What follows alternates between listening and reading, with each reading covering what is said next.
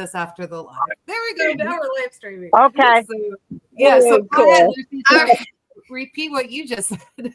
Welcome everybody, really quick. Welcome to everybody. That's weird. What happened? Okay, now I'm getting okay. There we go. I got it now to go live on your X as well. Oh yeah, I just for some reason I got an error too. That's weird. Yeah, it really was. It was being very slow. We're weird anyway. We're a bunch of women. Yeah. Well, welcome everybody live. It's now live on actually also on your X as well too. So everything is live now. Yeah, now I can see it. I had to go in and hit something that so we're switching over to free speech. That also got signed today too. So everybody feel free to say whatever they want. Don't worry about canceling my channel. Don't worry about canceling Ashley's channel. Say whatever the hell you want. Good, bad, ugly. Yeah. You're like Canada, kind of. With free speech? I don't know that Canada really has free speech, do they? Do you? Hi, Moose Man. We just say what we want. I just say what I want. Yeah, I never have a problem. Censored. You get censored, though, too. Unless I get you guys in trouble. Yeah, well, we definitely were getting censored. So it's probably going to take some time to get over that. But Lucy, go ahead, because I was telling you about something that got signed, an executive order that got done tonight. It was done live, and it was about the tariffs. And you said if he does the tariffs, Canada, it promised what today? That they were going to shut down all the, like, the United States gets power from Canada, and it's mainly for the eastern side of United States, and they were going to cancel all the power that Canada gives to United States. Okay, so here's what I want. And there's a whole bunch of other stuff. Okay, so here's what I want. And I just quit listening. Okay, so here's what I want everyone in the United States to do, because I'm limited in what, like, I could maybe do jazz hands like this, but that's as good as it goes. So I want y'all to pump it up, and just really rejoice and do everything. Guess what? Trump is in office. He signed the tariffs. Finally, companies are coming back to America. We can provide our own energy. We don't need to be importing it from Canada. We don't have to import it from Mexico. We don't have to import it from anybody else. We never had to before. We didn't do it the last time Trump was in office. We don't have to do it now. Everything is getting opened back up. Yep. We even have our own oil. So we don't have to go there either. Yeah. Rejoice. And so they even started That's called freedom. They were even started talking as much as the metal and everything that was going on for the wall that was going around the border. To keep the illegals out and all of that. And so when they talked about that, I didn't realize this.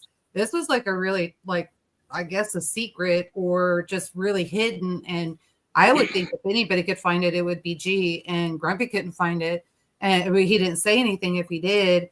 But apparently China was buying our scrap metal for 5 cents on the dollar and then selling it back to us for 50 cents on the dollar. And we were buying it. We could totally be doing that over here. We don't need to be buying it from somebody else. So all that stuff is getting fixed and to change. I'm so excited. Look at Agitate the Bear clapping. Yeah. Yeah. Yeah. And what's funny was what the preppered Irishman said. Yeah. Yeah. Prepared Irishman. I don't know why I said prepared Irishman. Yeah, that was one of the things I was asking the girls, because I've been watching all day. Like literally, I was up at 4:30 this morning, and so I was like, yeah, y'all know we were in the car accident. I don't sleep. It's just too painful. So I was up at 4:30 this morning, looking forward to it. I had the TV glued in. Like it was hard for me. I had to turn off Murder, She Wrote to turn it over to watch, the inauguration. And so I go over to the inauguration. I'm sitting there and watching everything. I'm hearing everything. Well, all of a sudden I hear CBS reporters getting upset. I'm like, oh, okay, I got to pay attention to this. What the heck is happening here? And they're getting upset. I can't believe that they were getting upset. So this will tell you how bad this is. So apparently while Trump was giving his speech, it was just right before he was getting ready to give his speech, actually. So he misspoke a little bit. He said it was while he gave his speech. They actually announced it right before he gave his first inauguration speech. It was like Biden woke up this morning and said, oh crap, I forgot to do something. And he ran in and gave preemptive pardons to his brother and sisters and everybody in his family. Wow. Yeah. What does that tell you? Mm-hmm. But they're not out of the water. And so somebody else spoke on that. Some of the justices made some comments. And there were actually some reporters that were attorneys, and they made some comments. And some of the comments were, they're not out of the water. Just because they got a preemptive pardon doesn't mean crap. So if they can connect everything and do everything, one of the other things was everything from, all the January 6th hostages that are being held, they are released as of tonight. And, everything's signed. So they're going to be let go.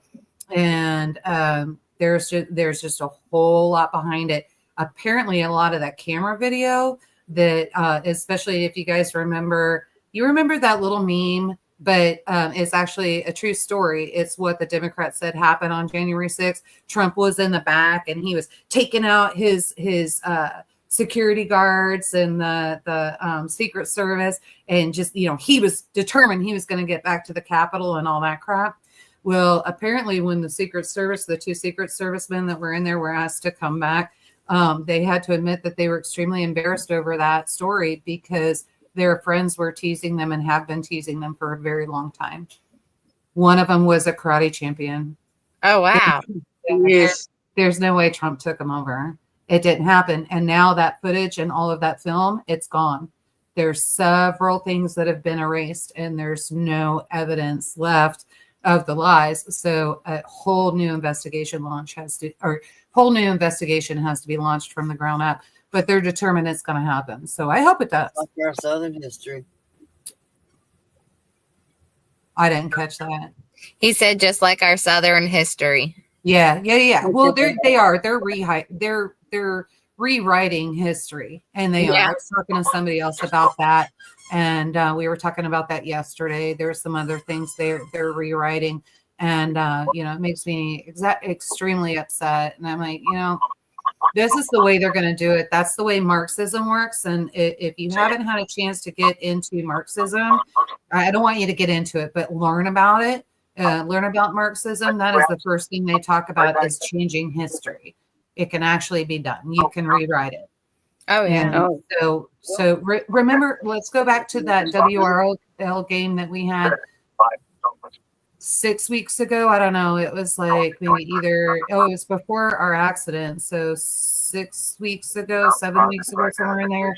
And remember, we were talking about what you would do if a friend of yours had COVID or a disease that was spread and that kind of thing. And everybody started talking about they were going to lock them up or tie them down and do all that. And I had to remind all of you that, hey, this is what China did. Remember what China did? And you guys went, oh, yeah. Yep. Because history gets rewritten and we tend to forget. Now imagine what our children will do, our grandchildren, when we're long and gone. Because we won't be there to tell them what really was accurate in history. And so whatever they read in books is actually what they're going to believe. But it's in print. It's in writing. Starla, just to let you know, so G just was not in the mood tonight. He kind of got husband busted tonight.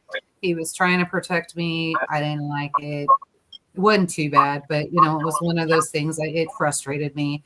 And he posted what he posted. If you go to that link that he posted, there is a simple explanation in there. He was just frustrated and didn't want to get into it. So go back to that link, get in there, and there's a simple explanation on it.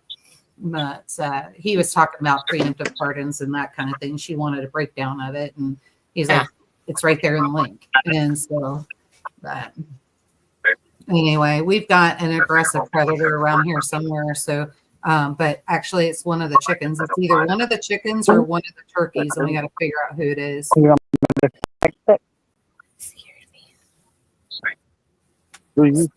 So, but Mhm. yeah. Oh, and I was going to tell you, so I've been having, because of the nerve damage and the neck damage and all of that, I've been having to learn things a different way. And I have a KitchenAid that has a bread kneader in it, you know, the curly one that comes down. And so I wanted to try a bread recipe that, you know, has been done for a long time in our family. And so that's the potato bread. And I wanted to see the sandwich loaf. And I wanted to see if that would work or not in there. It did great. It was fabulous. The potato bread sounds yummy, Yoda. Oh, it's so good. So like, look, this is here's the whole loaf, right? So there's the whole loaf. So you can get your sandwiches and everything out of there. And then I cut it. And when I cut it, so it's kind of like, have you ever had, for those in the US, I don't know if they have it in Canada, have you ever had like the Bimbo brand sandwich bread? It's that recipe. And so then that is the sandwich slice, and you can just see how moist it is and how wonderful it is. It just tears apart. Yeah. So that's that one. So now I'm gonna My dad worked for Fry Offers, so I know bread is good. Yeah. Yeah, it's really good. It's an old recipe, very old fashioned. It's a 1800 recipe. Oh wow. Cool. Get her done. Thank you about the membership there. That's awesome. Thank you. Starla asked if I use potato flour. No. You used actual potatoes. 1 cup of mashed potatoes. So, excuse me. Hang on a minute. So, cube potato. It's a russet potato, white potato, about 10 ounces or so, and make sure you get the skin off of it. Cube it up, and then boil it to get it where you can mash it, and then set aside 2 cups of that water. Bring it down. You guys know I use active yeast, and so when I use the active dry yeast, I make sure my temperatures are between 115 and 130. I like 125. 125 is perfect. And then I start mixing everything in. Goat. It's actually a dog squeaky toy that you're hearing. Starla, that would it would work in a bread machine. Yeah, I don't see why not. If it worked in the KitchenAid, it would. You would just want to take it out before. So I'd make all mine.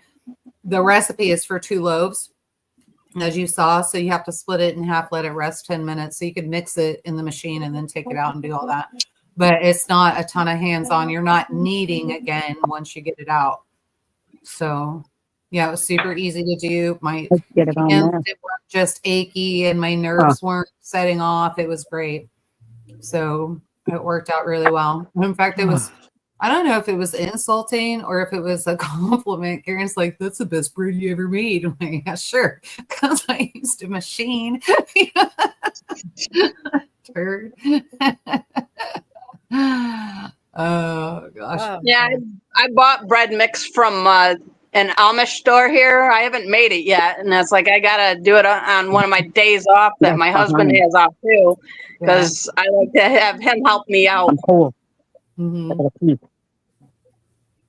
This one you could definitely put together as a dry mix if you were able to get freeze-dried butter or freeze-dry butter.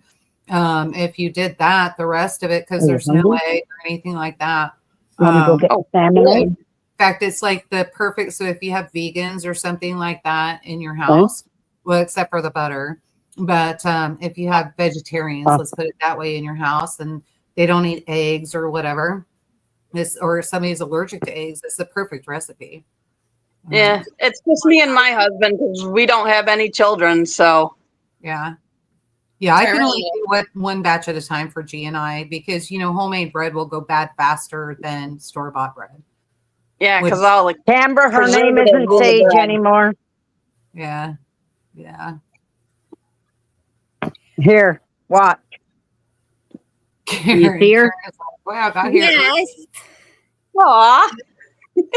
Cute Terminator. Her name isn't Sage anymore. What is it? Her name, we've named her Terminator. She's talking to me right now. She loves to talk. Now we're gonna have to rename. We're gonna have to go to Terminator 1, Terminator 2, and Terminator 3.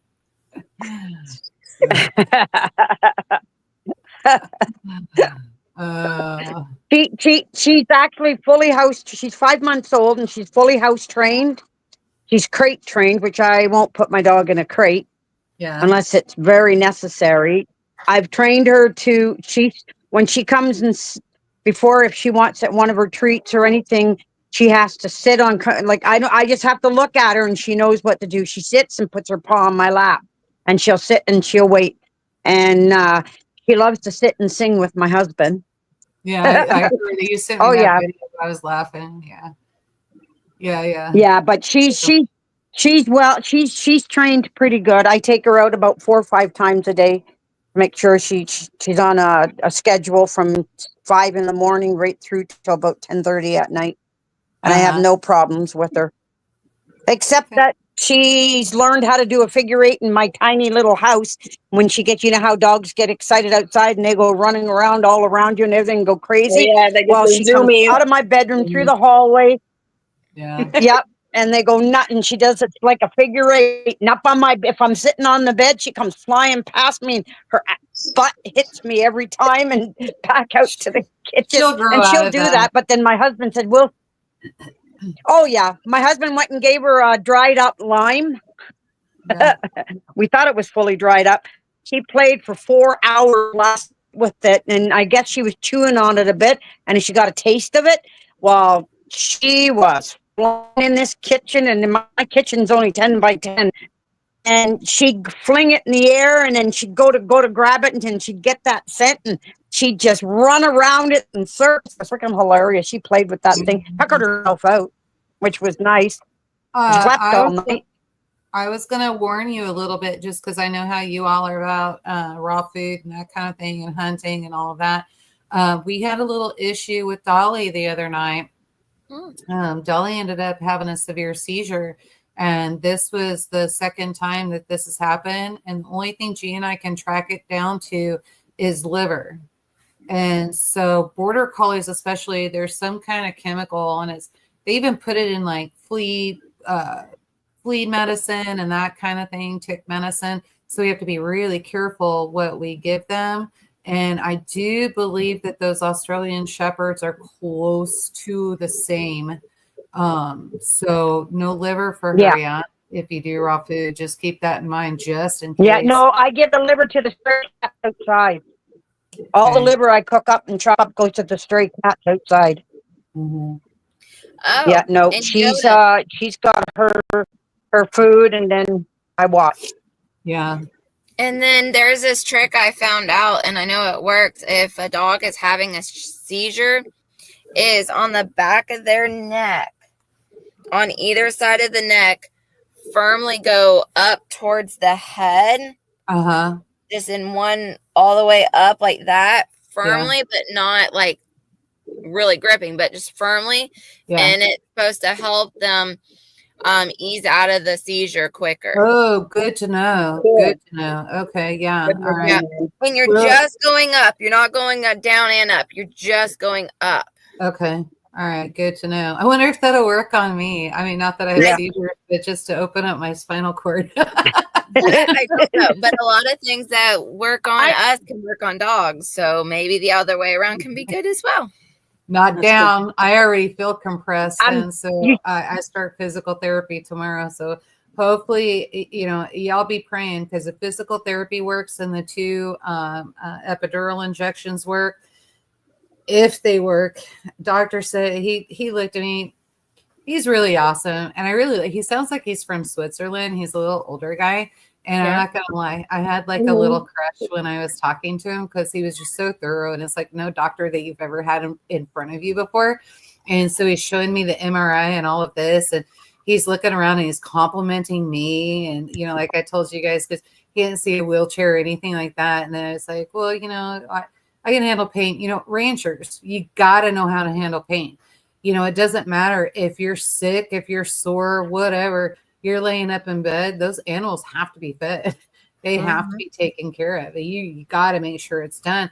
So we've learned over the years how to suck it up.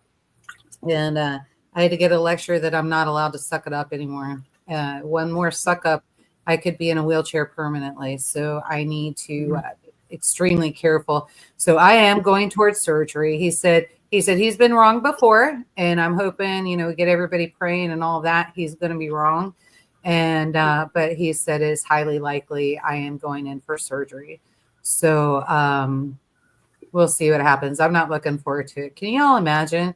Like, seriously, my neighbors, so we're the honorary grandkids for friends of ours, that come over, our house sitters and that kind of thing.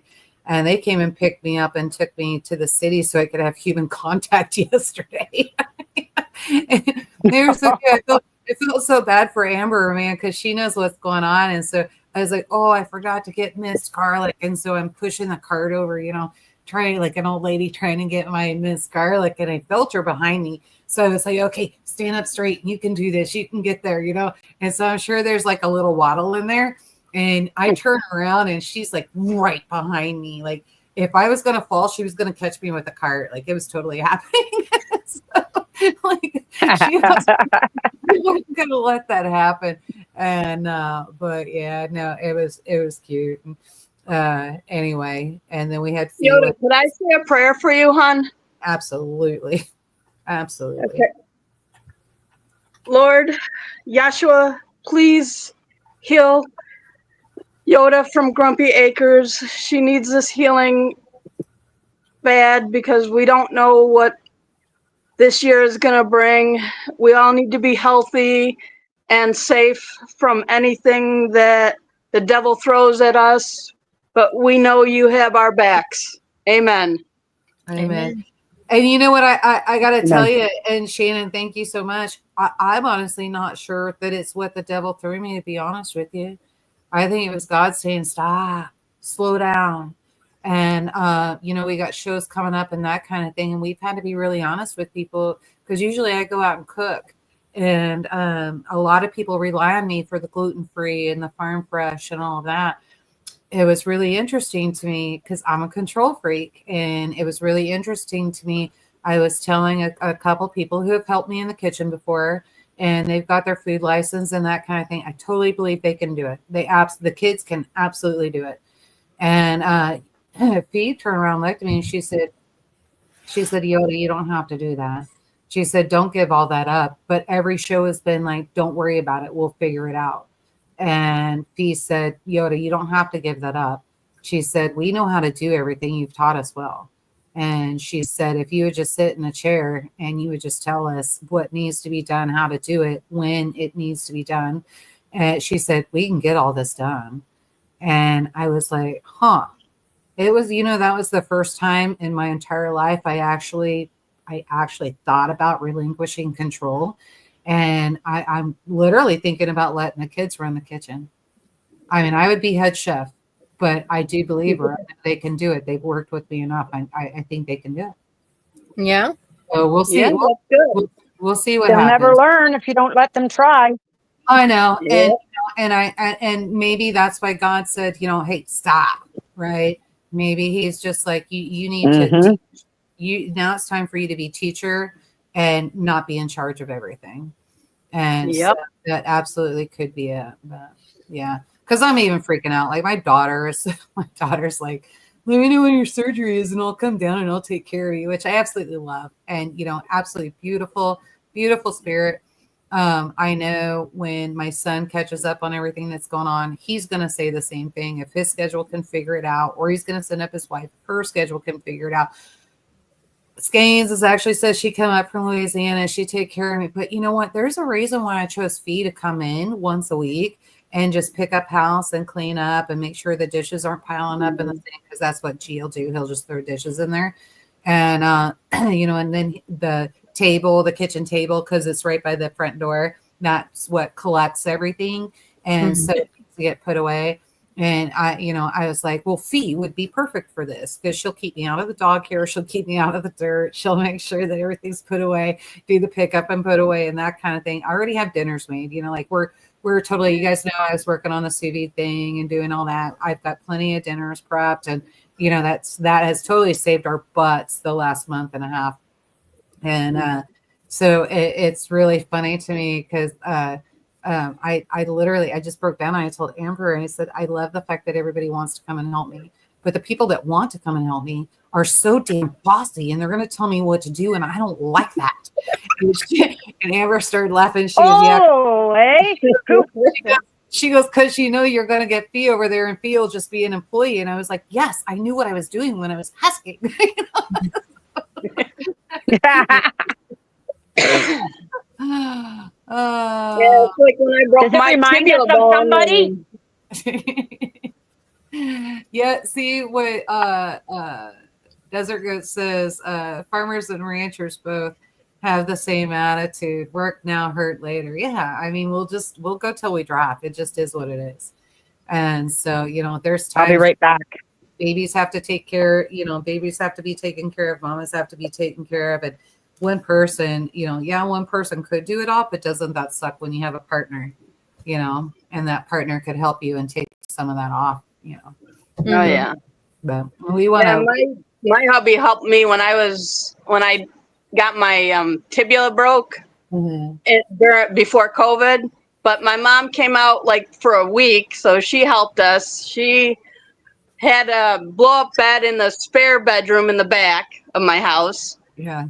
And then his mom helped because she was here for a while. Yeah. Then my dad came down and helped, and then one of my sisters came out and helped. I was like, hey, that was awesome just to have everybody help you out. When they'll help you and not tell you what you can't do. So that's what my people are bossy. And so like my people were bossy all the way to the person I married, and his parents were bossy. And so I remember I was having some problems. I ended up having to have a surgery procedure after I had my daughter. And they're like, you are bedridden. You are in bed and you have to stay in bed for at least 2 weeks. And I was like, holy hell, how in the hell am I going to do that? I had a 4-year-old and then I had a brand new baby. No, well, I'm sorry. I think Lexi was 2 at the time. So I had a 6-year-old and 2-year-old. I'll be right back, guys. I got to go get some more wine. I'm almost out. Just bring the bottle with you. It's going to be one of those nights. That's true. And so it was really funny because I think I was in bed the first day, and then the second day, his mom came and helped with the kids and all of that, which was wonderful. But she grew up on a ranch. So her dad, Garen's grandfather, brought the bottle. He raised potatoes for Frito-Lay, or not Frito-Lay, for Lay's potato chips, and he also raised sheep. They were sheep farmers, and in Colorado. And she was doing laundry, and she went and took all the laundry, kids' laundry, my laundry, Garen's laundry, the house sheets, everything, took them out of the dryer. And I swear, I think she saved them, and then brought every single load in and threw it on the bottom of the bed. And she goes, here, you're going to fight to get out of that bed. Fold this laundry right now. And I was like, what? I don't think I'm supposed to get out of bed. And she goes, yes, you will. And so that's where that rancher mentality came in. And she's like, if you follow what they say and you just lay in bed, you're going to get weaker and weaker and weaker. But if you keep going, you're going to get stronger and stronger and stronger. But what I'm learning with this particular injury is I have to be careful to balance both. And as Skanes says, Skanes is yelling at me. She's like, you have to behave.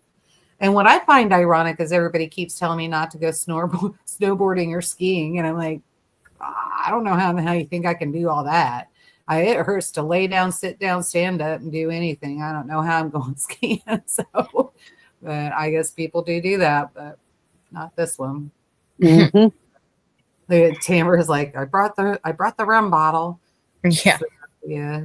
Look at there. Nobody's learning. All right. Y'all ready to start? Yes. Sure. Remember, sorry, go ahead. Tell me the section and the number. All right, got it. Let's also remind everybody, we've got 3 decks of cards to give away tonight. I would love to give some decks of cards away, guys. So somebody come up with the word, around the word. Did you guys come up with easier words? No, not yet. Okay, then I'm just going to pull one off the top of my head. Got it. So, and it's something we've already talked about. So, yeah, so that'll be one of the decks of cards. And Miss Prepper, you'll know what that is if you put 2 and 2 together. What we were talking about, I think I said something about it before. Yep. Why we were so lucky. Okay, scenario 13 of government. On April 27th, 2025, in the desolate landscape of Boston, Massachusetts, the government has instituted a policy of rationing essential resources such as food and medicine, prioritizing those they deem more valuable to society. Like this hasn't happened already. Your sibling who suffers from a chronic illness has been deemed not essential and denied access to life-saving medication. Do you attempt to smuggle the medication for your sibling, risking imprisonment or worse, or do you abide by the government's decision, knowing that your sibling's health will deteriorate without proper treatment? I'll let you all go first on this one. Most of you already know my opinion. Smuggle. Do you have a way? Have you thought, so like, what would you do? So if the government has those, they've got consequences and all that, have you figured out how are you going to hide it? What are you going to do? Are you accepting the consequences? No, I didn't think that far. Well, I asked you to. It's in the card. I know. I just quote draw. My husband has a heart medication, so it's like I would have to hide it. Okay. Because I want my husband to live. Okay. And then, so what would you do with those? Like, how would you hide it? How would you accept the consequences? How would you explain it? Where would you get it from? What's your resource? Well, other than the herbs and stuff that God gives us outside, I don't know. I would have to sneak into the pharmacies at night and find the meds. So you'd rob them. So yeah, basically. Yeah. Okay. Yeah. And then there's another consequence too. Yeah. Okay. Ashley, you want to go back to your consequences, or you just want to skip over and go to Terminator?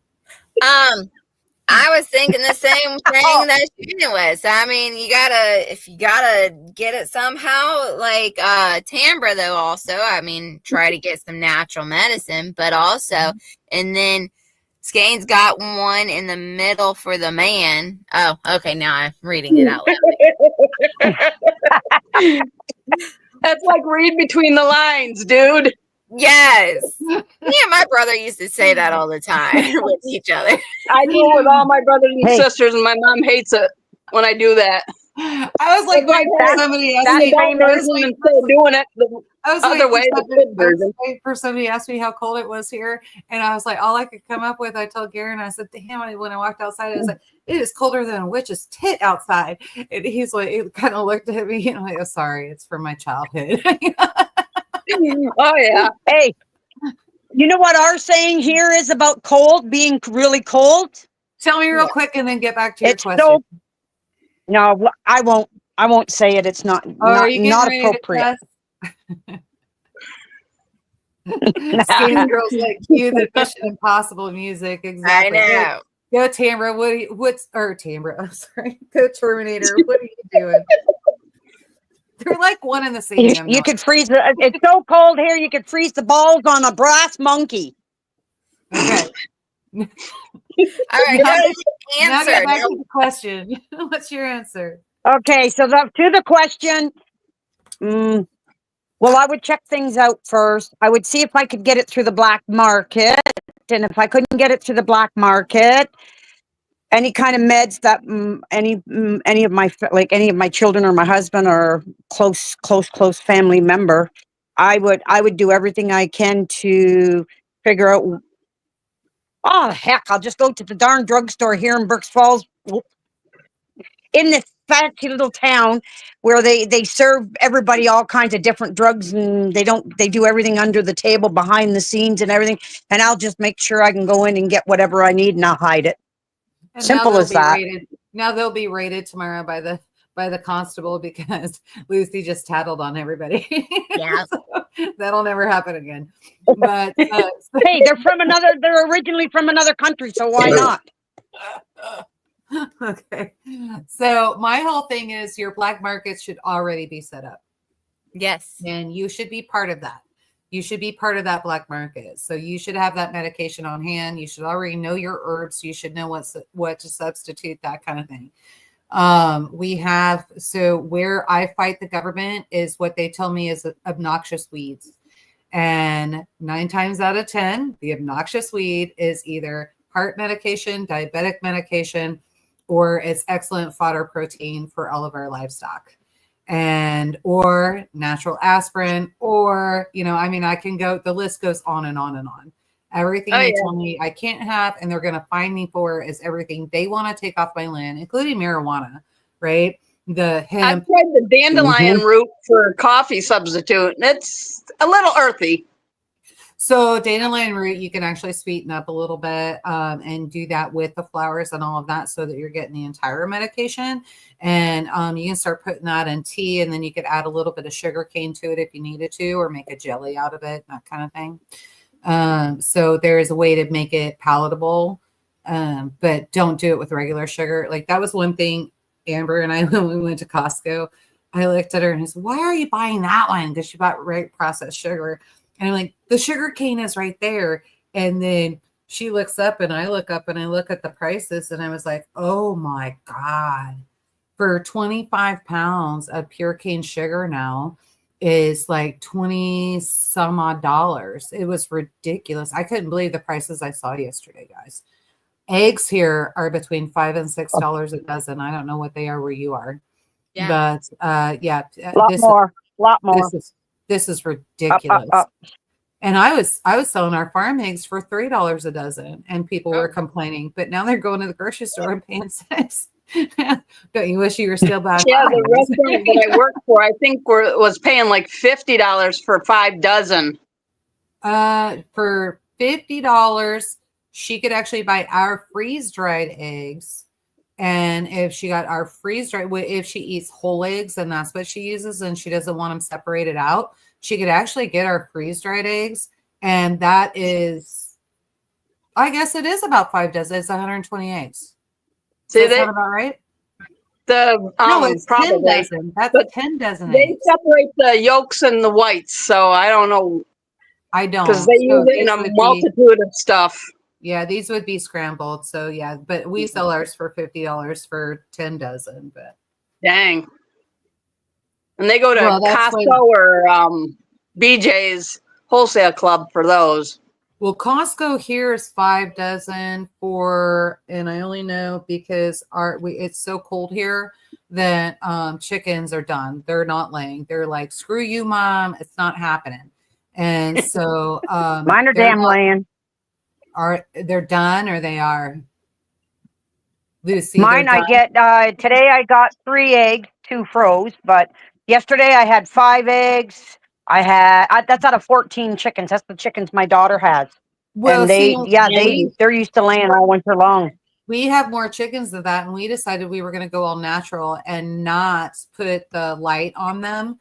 So we'll get 2 here, we'll get 3 there, that kind of thing. But you guys, I'm a private chef. I'm cooking. I'm trying to get things in the freezer. I'm trying to do all of that. That's not what I need.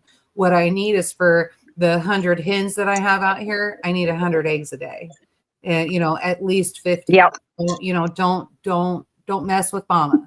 And right now everybody's messing with mama. Yep. And so, but I get it. It's cold. I mean, we're negative degrees, and so I totally get it. I'm just glad they're alive and nobody's dropping dead from the cold, because that's the problem we had last year. And so, mine are doing all fine.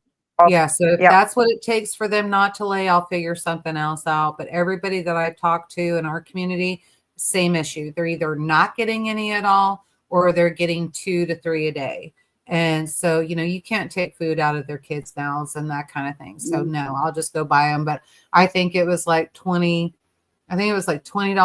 for 5 dozen, something like that. And that was at Sam's Club. So, but yeah, I couldn't imagine paying $50. I'd be mad. $50, here's what I would do. I'd take every case of those eggs out of that refrigerator and I would throw them across the store. That's what I would do at $10 a dozen. That's what I would do. I'd throw them and run. Ooh, that's so anarchist of me. I kind of like it. Maybe that's the brain damage. Yes. Let's see. It's So I erratic. guess I was on for this question, for Tambra's what you even just saying read. I that. guess I was kind of on the same page as you, Yoda, about the black market. Oh, yeah. So that's what I would say. Get your black market together. Make sure you know your medicine. Get all that stuff together. How do you do a black market? So this is where it comes into building your community, right? You want doctors in there. You want nurses in there. We're not just talking about doctors that work for the hospital. And y'all follow me here because you know what I've talked about. Yep. You have family practice with private subscriptions and that kind of thing where they don't deal with insurance. They don't have to do that. So you're talking about things that cost and that kind of thing. I would rather buy, and I'm just going to go here now. So Trump, if I get banned or whatever, I'm writing a letter to you, or I may just pick up a phone call and call you, and I will. And so ivermectin, when I could pay $1 per tab at cost for ivermectin versus the $360 per tab, and there's only 10 tabs in there, so that'll give you an idea that they charge somebody else who needs the insurance to have that strip and that kind of thing, and insurance says we're not covering it, so then it's $360 or whatever it is, and I'm not going to do it. So y'all need to have your resources and all of that together. Anybody that lives close to the south of the border has resources of people that you can stay with close to south of the border. Then I would even put Mexico and Mexico doctors and pharmacies into part of that black market. You could pretty much go down there, ask for whatever you want, and as long as you got the cash, they're going to sell it to you. And their cost is a hell of a lot cheaper than ours. So you guys be thinking about this now. And then if there's a doctor that's prescribing something to you and you're like, I'm just not going to take that medicine. And, it doesn't make me feel good. I'm not doing this, XYZ. I've heard it all, from antibiotics making people sick to muscle relaxers making people sick, on and on and on and on. Well, if that's making you sick or you have extra left over after you're done with your treatment, that should be going to a separate refrigerator, and you should be storing that in a nice, cool, dark place so that you have something different down the road, and people are going to freak out. It's expired. It's expired. Well, if we're selling our expired medication to third world countries and they're using it and it is cleaning up the malaria and curing them of stuff, why aren't we taking it? Why aren't we helping our people? So I'm going to say USDA's got it wrong. And so they're saying that the whole reason why JFK is not in right now is because there's some problems with backed up paperwork and that kind of thing for his security clearance and XYZ. I get it. I've dealt with the government my entire life, my entire marriage. So totally get it. So they'll finally catch up with that and do that kind of thing. Now there's no more backdoor deals that they can be doing and trying to figure out before they get them approved. So now that Trump's in, I think that's faster. And I think you're going to hear Kennedy saying some of the same thing. I think a lot of that expired medicine is going to quit going overseas. I think it'll start to help some of the lower income and that kind of thing, so that we're not running out of insulin when people need insulin for their diabetes, because that's happened in the last 4 years. Mm-hmm. And, there's been a lot of it, a lot of shortages that should not have happened, and moms and dads crying because they couldn't figure out if they were going to be able to help their kids or not make it through the morning. Absolutely ridiculous. So we'll just figure it. Okay, Rampage, let's find a new one. Okay. All right. Let's go into pandemic. Let me put on my crippled glasses. I really got to go get these fixed. Well, they can't fix them. I got to get new ones. Scenario 29. On November 30th, 2028, in the city of Boston, Massachusetts, the spread of a highly lethal virus has forced the government to implement a strict quarantine policy while attempting to smuggle your infected loved one to a rumored safe zone. You accidentally exposed a group of, wait a minute, did I read that or did I miss something here? Implement a strict quarantine policy. Okay. While attempting to smuggle your infected loved one to a rumored safe zone, you actually expose a group of healthy individuals to the virus. Do you reveal the truth and risk being attacked by the group, or do you keep silent, knowing that they will unknowingly spread the virus further? Ooh, oof. We haven't come across that one yet, ladies. Oh, No, we haven't. no. Who wants to Wow. tackle that one first? I'm not doing it because I'm devil's advocate. I'm not.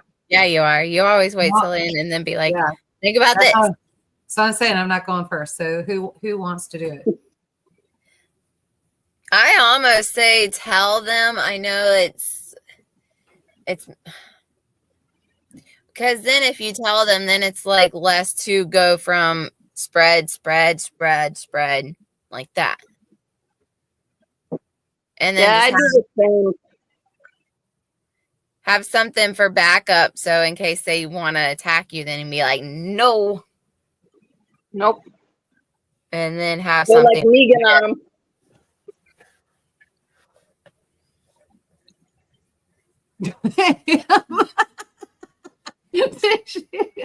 I'm gonna get the hell out of there with my family and send them a pigeon with a note.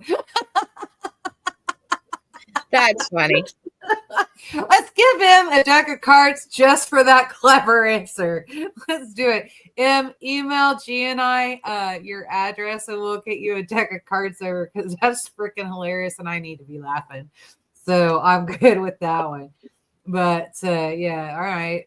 So Terminator, what you gave your answer? You're just the same. You're saying the same. You ditto. Yeah, I would let them know. I would, you know what, if they want to try to attack, I'd make sure that I'm protected in some way, that I have backup from my community or whatever. And yeah, I would let them know. So then it would make them, let them know about the virus and everything. And maybe instead of thinking of attacking me because of it, think of a way just so it doesn't spread through their whole community or through the rest of their family or whoever it was, whatever group, and they can put a stop to it spreading anywhere else. Okay. You ready for devil's advocate? Da-da-da-da. Yoda's going to speak. Look out. Da-da-da-da. That's stripper. I'm not getting on a pole for crying out loud. Dance getting ready to happen. All right, y'all. So here's my thought on that. So again, it goes back to building your community first, right? And the people that you'd be taking them through. Because any safe house that I was going to take somebody to over that is going to be a safe house that I've already known those people for years. I know everybody around them, so that whatever friend, family member, whoever I'm taking over there is not going to be compromised by what the government is saying and what other sheeple have to follow, right? So we're all in the same frame of mind. The other thing I would remember, especially after the things we've gone through history, let's really look at this, right? So polio was so deadly and so unnecessary. PAX, so deadly, so unnecessary. How many others? Now we've got bird flu, swine flu, the COVID. Now we've got several variations of COVID. And essentially what we're figuring out is that rheumatic fever, and I could be wrong on this. So if you know the history all the way back to rheumatic fever, polio, and all of that, I'm just saying when you tie it all up, some of the symptoms are the same. And I found it very interesting between rheumatic fever, scarlet fever, and polio. Some of the same effects are from those three strains. It happens the same thing. Yeah. But you guys do your own research on that. I'm making my own assumption here. Now let's get to chickenpox, and let's get to flu, influenza. Now they're talking about how deadly it is to have pneumonia, and you got to do this and you got to do that. Now they're tying COVID to that, and then you got different strains of COVID. Now we got swine flu, we got bird flu, and God only knows what else flu that they're going to come in. And they're creating all of these quote unquote vaccines that are not vaccines, and they don't work. And I thought it was funny. I think it's funny because I can get into my chart and I can kind of see what I'm overdue for. Like, my doctor is so cool. Her and her husband run a farm, And so I go in there, and I actually went in and saw her to get a physical during the COVID thing.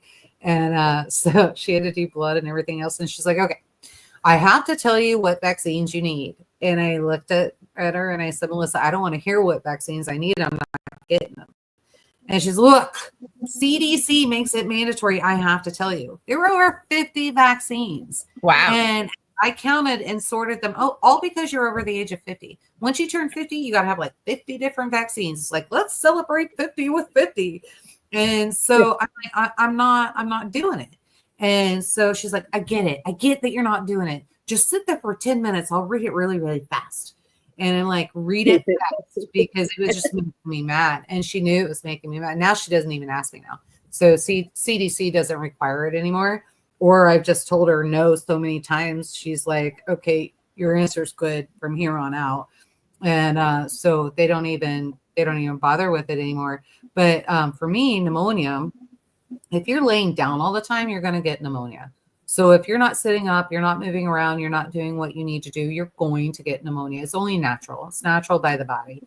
So your lungs aren't exercising, your body's not exercising. You can do as much as go out and, just smell the air, take a deep breath through your nose, and then breathe out super hard. Like when you're done. You're getting prepared to do a surgery, and they have to make sure your breathing is right and all that stuff, and you got to practice in that tube. So any of you that kept that tube with the ball that goes up and down, that's exactly what you need. You can do it inside your house. So if you can't get outside, you can do it inside your house, and you can see how far you can get that ball up and down. And that, doing those exercises and doing that will keep your lungs strong. And you won't get that pneumonia. Then do your own research. There's edible frankincense and myrrh, and you can put that in veggie pill form. So get your little veggie capsules and you put it in there. Me, I don't even worry with that extra expense. I just put 1/8 of a teaspoon and I swallow it up. Take a glass of water and swallow. And so they're, natural medicines. So, just do what you need to do. This is all stuff in some of these medicines, natural medicines that are helping us are things that are in the Bible. Like, I don't even know why I'm not paying attention to these. I really don't. They're all there. It was everything that gave us to take care of ourselves. And did you guys know that gopher wood, it's the modern name for gopher wood is cypress, and the largest deposit of cypress wood is in Florida. Really? In Bristol. Oh, wow. I've never heard of gopher wood. I've heard of cypress wood. We actually have cypress wood on our property. I've heard of gopher wood. Yeah, because that's what Noah used to build the ark. Yeah. It's a very strong wood, and a lot of people will use it out here to actually build furniture. So yeah. So cypress is actually really expensive furniture. Yeah. And I researched a lot about the ark and stuff. The volume was about 1.88 million cubic feet. And the ark was large enough to hold 450 semi-trucks. Wow. That's large. And you can go see the life-size replica of Noah's Ark at the Ark Encounter theme park in Williamson, Kentucky. I think there's some kind of ark here in Kansas, and there's also something down in Branson, Missouri as well. Yeah, because it says that the ark is the largest timber structure in the U.S. Gotcha. Okay. And it's definitely interesting. Tell you that much. Yeah. So the bark of the cypress, let you guys know this. The bark of the cypress, the Native Americans actually used in tea and cold medicine. And so it actually has medicinal properties as well. So I use like a willow bark too once in a while. I chew on it when I have a toothache.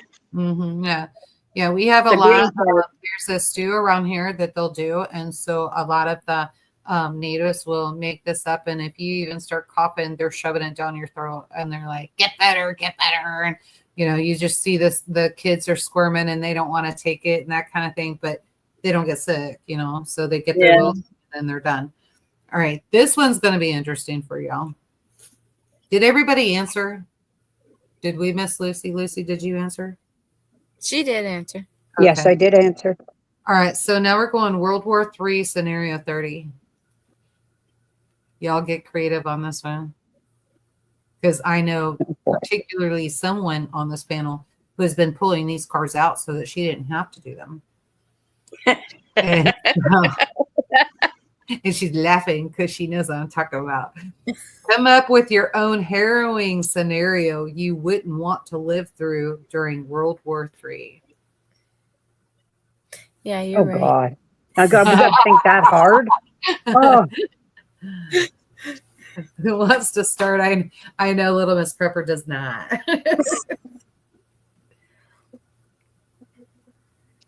Well, for me, scenario, I think I would not want to bury my neighbors or family because that's just too morbid. Well, especially putting them in the pine box and then putting them in the ground and then burying them.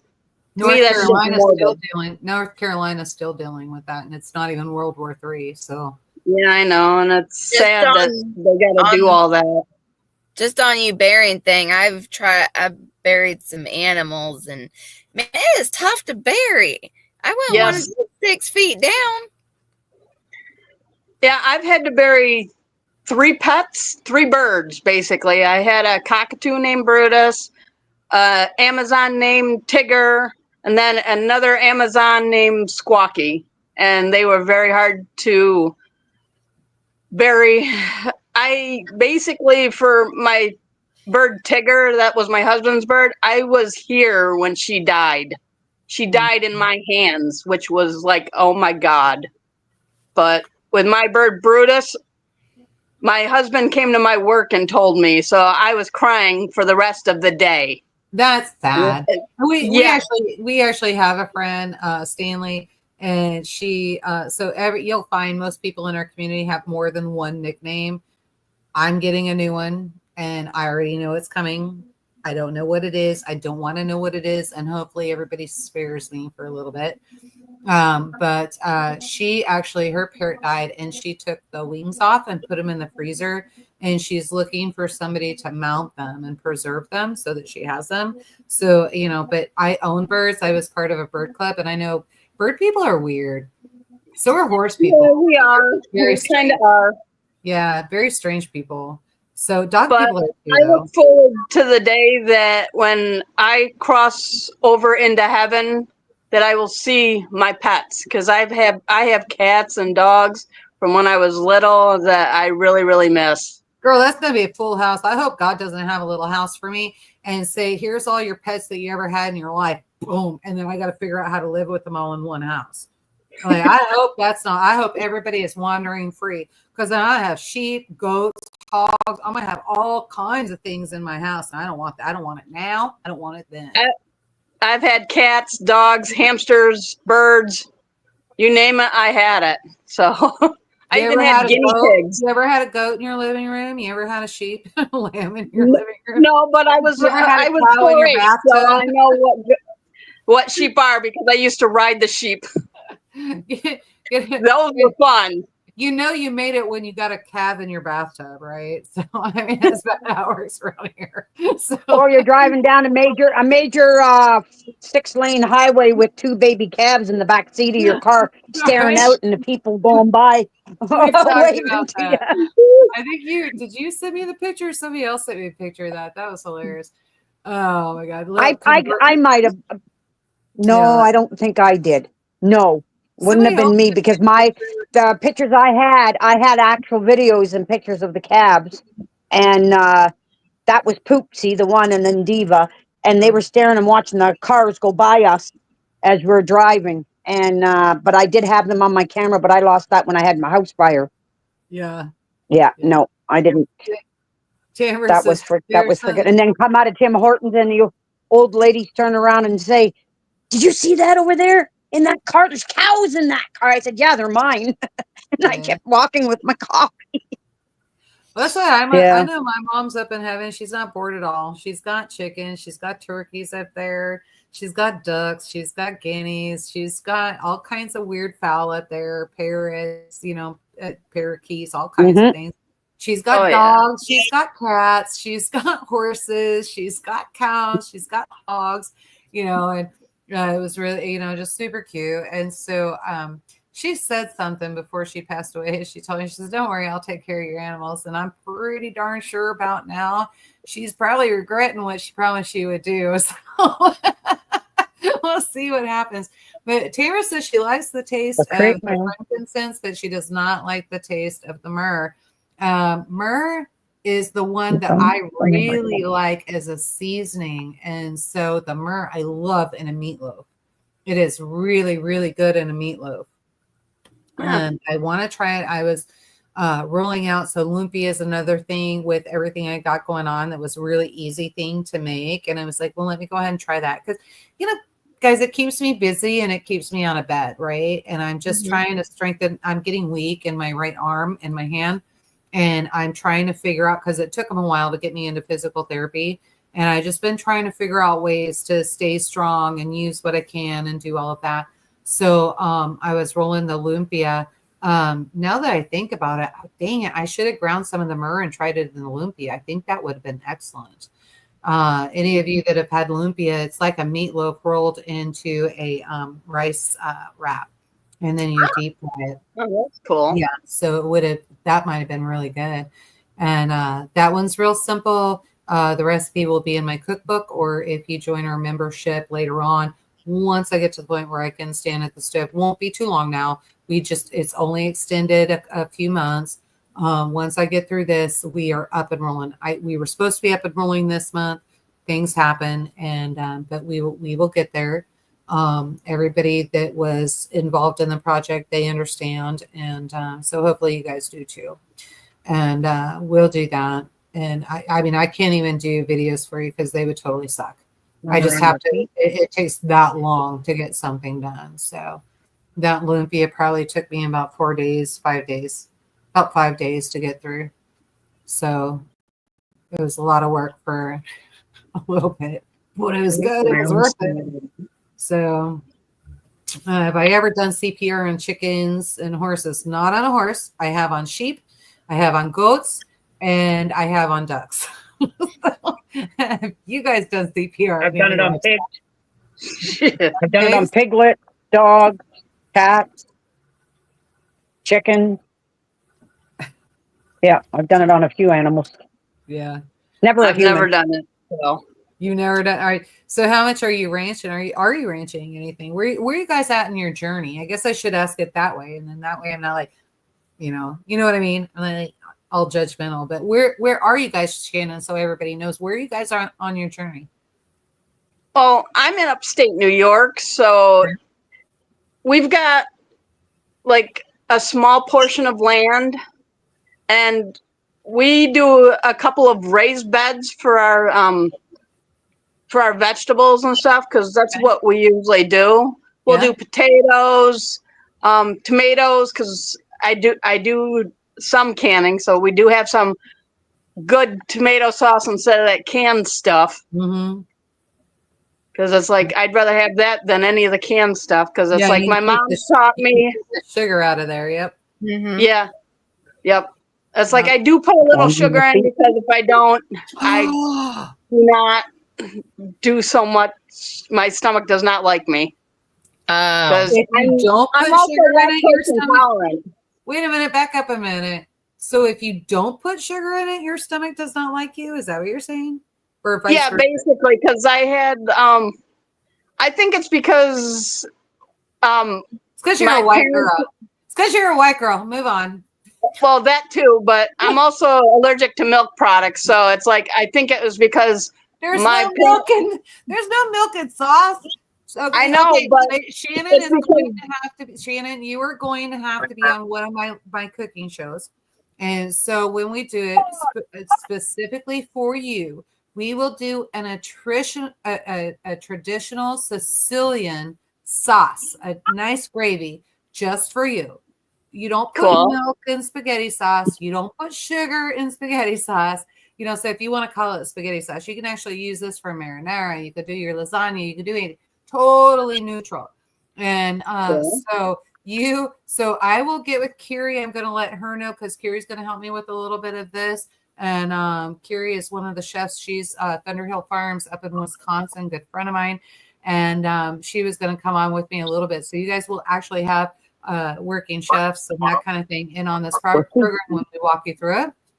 And we're going to have you as a special guest because it is obvious to me you got to learn how to make gravy. That's just wrong. No milk and sauce. No milk and sauce. But go ahead. I'm done teasing you. So that's all right. So you do tomatoes, you do all that. So are you doing peppers and onions and garlic and that kind of thing, or are you guys just limiting what you do? My husband likes a lot of mushrooms, so we do mushrooms. We do a little bit of garlic. How are you doing your mushrooms? Are you doing those in a raised bed, or do you have like a different type situation? We just buy them from the grocery store in one of those cans right now because it's like, I would love to go get one of those portobello mushrooms, the big caps, and do it that way. Because the one restaurant that I work for, they have these huge caps. I'm like, I got to find out where I can get those. I know I probably could get them at the grocery store, but we barely go into the... You probably can't. Creminis are hard to find right now. You probably can't. And so you're right now with the shortages and everything, everybody's trying to have to figure out how to substitute stuff. So in fact, I found out so many people are substituting. Creminis are usually your most expensive, and you're getting those, so those are your white caps. You're doing all of that. Absolutely beautiful, beautiful flavor. And those are substitutable with oh my God, Shannon, I'm sorry. I have short-term memory loss right now because of the accident. So it's hard for me. So sometimes y'all have to help me out. Brown mushrooms. They're you've got the portobello. Portobello is an excellent substitute for cremini. And, I would rather have portobello mushrooms than any of the others. Yeah, a lot of people are that way. But now, so 2 pounds of portobello at Sam's Club is $7, and 2 pounds of white mushrooms, which ironically enough, they're the same mushroom, right? Just different colors. And the white mushroom is only $3 and some odd cents. Oh, wow. Yeah, because people figured out what they could substitute, right? Mm-hmm. So, inflation. Well, of course, if Publix down here, when mushrooms go buy one, get one, I love getting them at BOGO. Yeah, that'd be good. And they're easy to store, easy to put away. I can a lot of my mushrooms and that kind of thing. Even if we go wild mushroom hunting, we're doing that. We're setting them away. It's kind of hard. We don't get a lot of those set away because I've got this recipe, that recipe, or geez, just like fry them up for me. I want them right now. So when you start the medicinal mushrooms, so that's what I'm talking, especially when you get into those. That's where a lot of those mushrooms are going to. So your lion's mane, that kind of thing. All of those are going to pharmaceutical companies right now. Mm-hmm. Yeah. And my brother gave me a chaga mushroom, and I still have yet to use it. Chaga is one of the same ones going to pharmaceuticals. You're lucky you have it. He said I could use it for coffee and whatnot. So yeah. There's actually a company that put together a certain coffee, and then I think they did a tea too, and it has all of those lion's mane, chaga, a bunch of the mushrooms in there. We have a few of the community members. Some of you know some of them. We've got Callie Blackwell and some of the others that are actually looking into. They're almost like crate containers, but they're set up and insulated in a special way, and they've got the lights and all of this, and they're actually mushroom farms. And so we can pull those in and then do all the mushrooms and that kind of thing. So they're looking into that. And we have freedom of speech now. I can say it. And so the psychedelic mushrooms. So you can actually do the psychedelic mushrooms, and when you get it all the way down less than grams, they go minimal. We don't know a lot about this, so we'll try to get Callie on. We'll either get Callie on or Sharpshooter, or maybe both, and they can talk about it. And I'll try to do a live with them because I'm totally interested in this, and hopefully they'll come on with me. Right now, one is working, trying to get some stuff done, and then the other one is working, trying to get their house built and the property set up so we can have all the stuff that we need. But it's just like, I want to say micrograms of the hallucinogenic, the magic mushroom, to some other mushrooms, and you can take care of depression, schizophrenia, like all kinds of stuff. I mean, it just goes boom, boom, boom, boom, boom. And so again, you're being told something's illegal, you can't use it. And the pharmaceutical companies have figured out how to make something natural work for them and make them money. Well, I digress. Shall we go to a new card, or you guys want to keep talking about that? New card? That's what I hear. All right. Yeah. Let's go American Civil War. And yeah. The only way I can keep my glasses on if I put my hat down. Area 22. All right. On March 1st, 2039, your group was caught off guard, and now you're being held hostage. After looting your supplies, your captors threaten to torture and kill one of the children in the group unless they reveal the location of any hidden caches. Your group has one, which is meant to act as a backup source of food, water, and arms in case of the emergency such as this. Would you give up the location of the hidden cache in order to save the child from violence, or would you stay quiet and secure your group's emergency resources? I have an answer for this. This is something our community has talked about.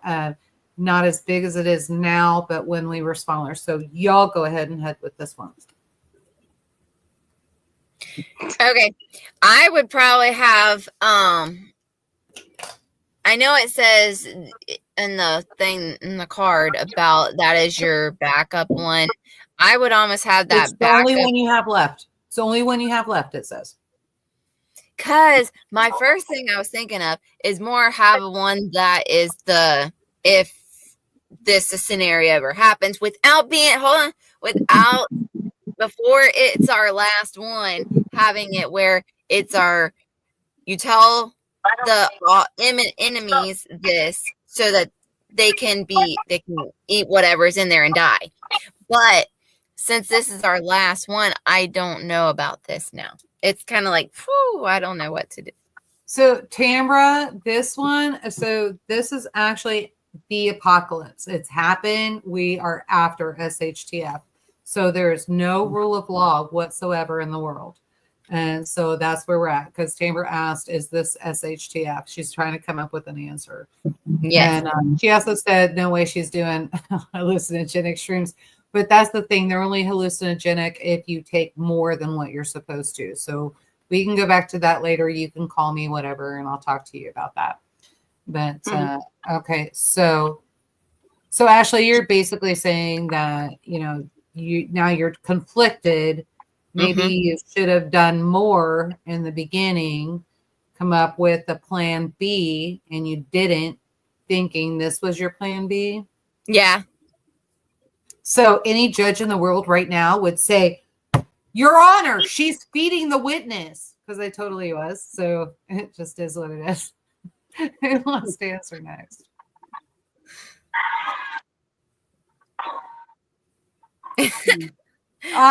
Terminator, go ahead. I know you were trying to put that off on Shane, and I'm not going to let you do it. No. I'm just trying to figure out how I'm going to word it, what I was thinking. Since it's our last cache, I would protect it. I would take, like you say, like we're all trying to do now, is get our community to find a way to work with our community, have a plan set ahead so that if it ever happens, that everybody in our community, it's to do with a child, have that child protected in some way and have They cover, already have the way I would say it, cover our They damn already- asses. they already have the child in Go ahead. custody, and you're down to your. They already have the child in custody, and you're down to your Okay. last cachet. You're down to your last cachet, and if you don't tell them where it's at, they're going to kill the child. What are you going to do? You're not getting around that because you are where you are. Yeah.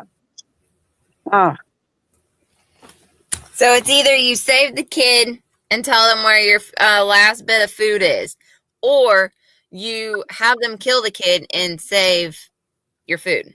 So Yeah, Food you'll for save the kids. food, but you're going to die too because the next person in line to torture yeah. you. That's what I'm saying. Yeah. So what are you going to give up the kid before you give up yourself? Say that again. Are you going to give up the kid before you give up yourself?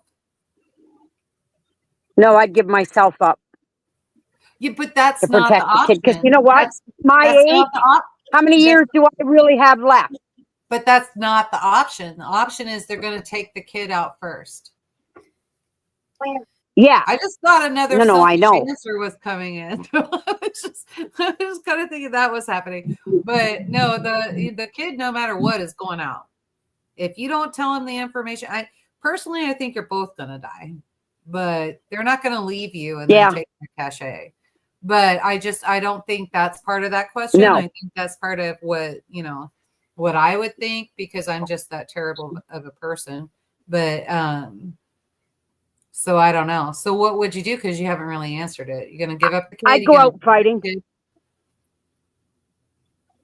I'd go out fighting. So how are you going to Just to do that? And protect what the are the kid. consequences? Sure. So you're going to give up the food then? You're going to protect the kid? Yep. Okay. All right. Okay. Because we could, yeah, that's my, yeah. I mean, it's simple yes or no. Let me be Judge Judy right here. It's a simple yes. Yeah. That's Okay. what I'm going to do. That's what I would do. I would Okay. give up the food to protect the child, Okay. to save the child. All right. Shannon, what say you? Yeah, same here, because I love all my nieces and nephews. I would protect them like a mama bear. I'd be like, you can have the food, but you're not killing my nieces or nephews. Okay, so you guys have said that you can do that. And let's just say you got somebody super sweet and they're like, okay, thanks for your food and guns and water and all of that. And they do let you live. So what's your option? What are you guys going to do to feed the kid that you just saved and yourself? Well, if I have the foraging skills, I'll go out and find more food. You got it. You Yep. said if you have the skills? Shannon, did you say if you have the skills? Would you say? Yeah, basically, if anybody had the skills, which most people probably don't, because a lot of people that live in the cities probably don't have the foraging skills. I mean, I have the skills to forage because I know what I'm looking for nowadays. I would just tell the kids how to forage and what to forage for. And you could fish with a fishing net in small creeks and streams. Are the kids going to know the difference between green purslane and purslane that has a little bit of red? Will they know what you can eat, what you can't eat? Well, would you be able to teach them that? I believe so, because my mom taught me how to identify cowslips, which is a spinach. Okay. All right. Because I have to look for like the yellow flower, because it's good before the yellow flower. Okay. So you just wouldn't be getting the purslane then? Yeah. Purslane is a sidewalk crap because you mentioned city. That's why I bring up the purslane. And that's the sidewalk crack weed is what we call it. And just anybody that's in here, just real quick class. If the purslane is completely green, you can eat it. There is a fake purslane that is poisonous and it does have a red to the vine. You do not want to eat that. But it is full. It is a mega food. And so that mega superfood, it's full of protein, full of vitamins. You definitely want that when you're foraging. My Crooked Little Homestead, you said the same thing Shannon said. So what are you doing? Hey, you live in the bush. I already know. You're foraging. Everybody already knows how to do it. I don't even know why I asked. All right. So here's what I didn't hear what you asked because my internet's going in and out because we're in the middle of heavy squalls. That's because God was telling me I was stupid, and He's like, "Why did you even ask her? Because you already know her answer." So, anyway, You know what? I'll tell you a real quick story. Quick story. We know this old man that used to live in a trailer, and he never had anywhere to live. He used to drive a tractor to town and everything. And you know what? When he couldn't afford food, he'd take grass and cook grass, boil it, and eat it just to survive. Yeah. So Tamara is like really insulted that I said you live in the bush, because you totally do live in the bush. And like she talks about it all the time, that she lives in the bush. It is not what dirty American minded people are thinking about the bush. And so, you know, Tamara, let's just face it, Tamara is a Texan girl around a lot of ranchers, farmers, and rodeo people. And so I know when I say Tamara lives it, or when my crooked little homestead lives in the bush, I know where Tamara's mind is going, and that is not it. When Canada talks about living in the bush, they are living in deep forest woods. And so I wouldn't even say woods. Yep. It was forest woods. They're thick. And so we call it the bush. G and I were stationed at 8th and I in Washington, D.C.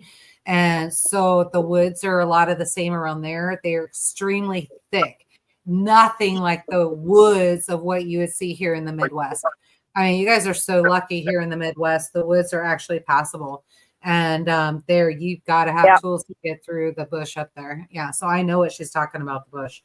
So don't be dirty-minded there, Tamara. I just teased her. All right, so my devil's advocate. And we're going to go back to this. Gosh. It reminds me of that bad joke about Bush. Oh, President Bush. And I'll keep that one to myself. Yeah, Shannon, the one thing, if you haven't caught on yet, G and I are really, really big about building community is so incredibly important. And really all of this stuff has to be pre-planned and not just thrown together, which we have a lot of people moving into the community that are learning that, and we are letting them learn that. And so cool. We let them figure that out, but we also know that we have a backup to the backup to the backup, right? Oh, that's neat. So you need to have plan A, plan B, plan C, plan D, right? And so on. And so there is also what I call anyway, the sacrificial lamb. And so, you know, the sacrificial lamb is the lamb. Okay, you've got 3, for example, in real life. So in ranching, we had 3 or 4 lambs born out there. We had, I think there were 4 kids born out there. And so we had all of those. Well, there's so many are going to fit into one area to keep warm. We had so many, you're always going to have one that passes. And we did. And we had one mom that passed, and she did a ewe. And it's going to happen. You just have your sacrificial lamb. They go out, but thank God you didn't lose your entire livestock, right? Right. You just learn what you have to redo from there. So your caches are the same way. Always, always, always have a cache that has a little bit of food, sacrificial food, a little bit of sacrificial ammo, a little bit of sacrificial whatever, socks, undies, maybe, you know, whatever to keep them warm, because depending on what climate you're at, what's going to keep them cool. And so make sure you have a little bit of that in the cache. So your important cache is hidden, and they should never know about it. Only the core would know about that cache and where that cache is, right?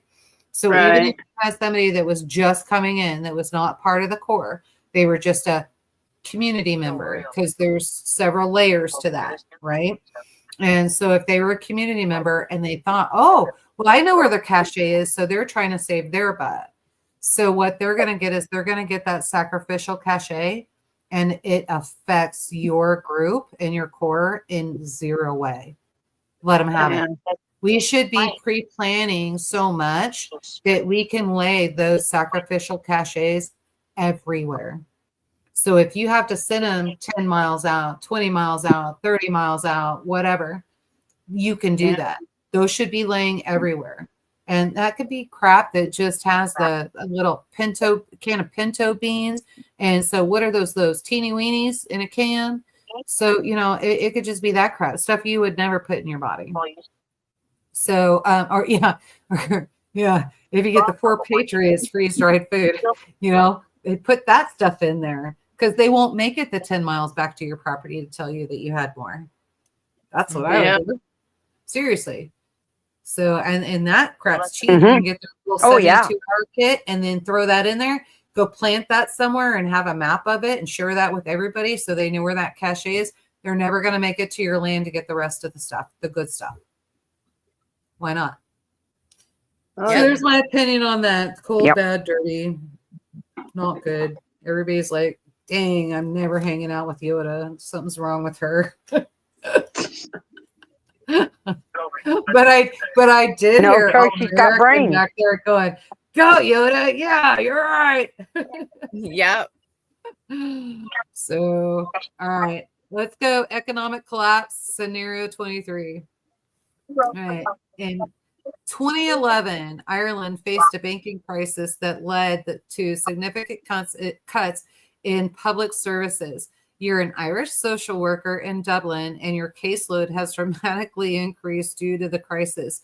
You must decide which families receive priority assistance, knowing that those who don't may suffer extreme hardship.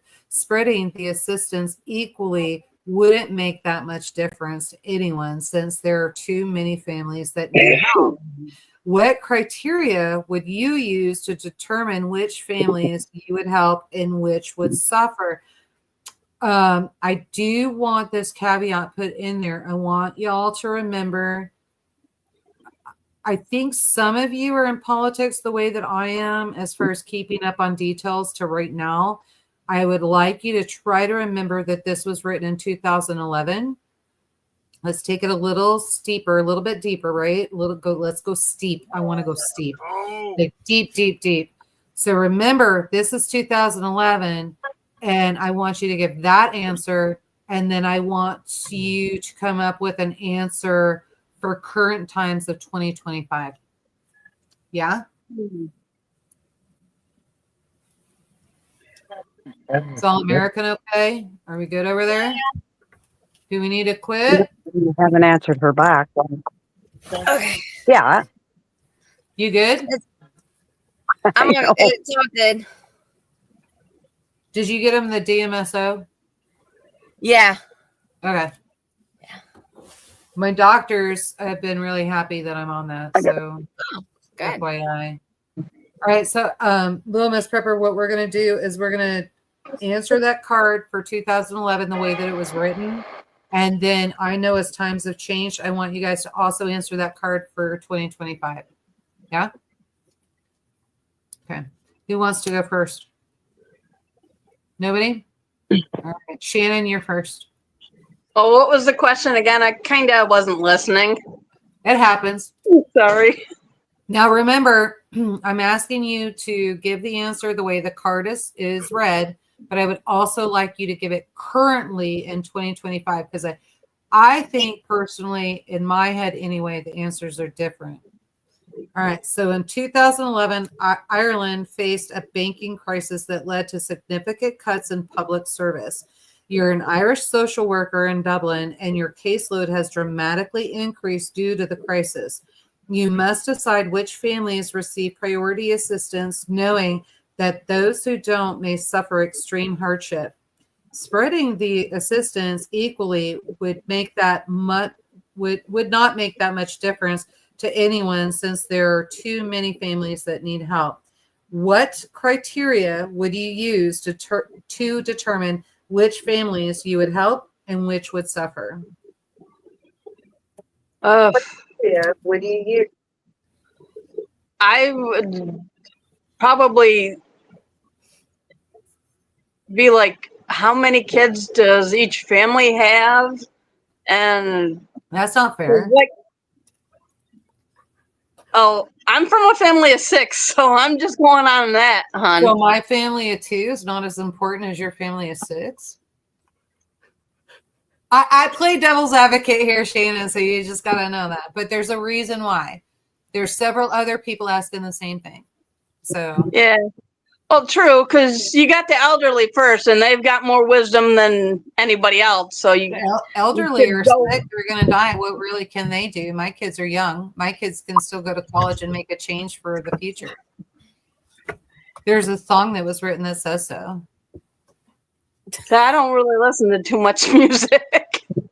It's like I don't really look at the news that much either. So it's like I kind of try to avoid a lot of that stuff because. Okay. So you wouldn't even know how to answer this question in 2025, No. let alone 2011. Yeah, because I would say God provides for everybody regardless. That would be my answer. Yeah, but you can only help yourself if you want to be helped. Local prepper, hey, nice to see you in here. All right, Lucy, you want to go? She's like, no. I would,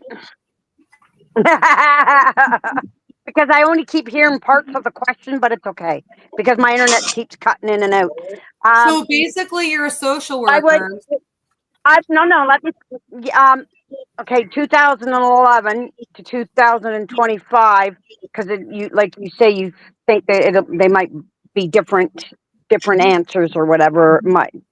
But let me think now. Let me take my time.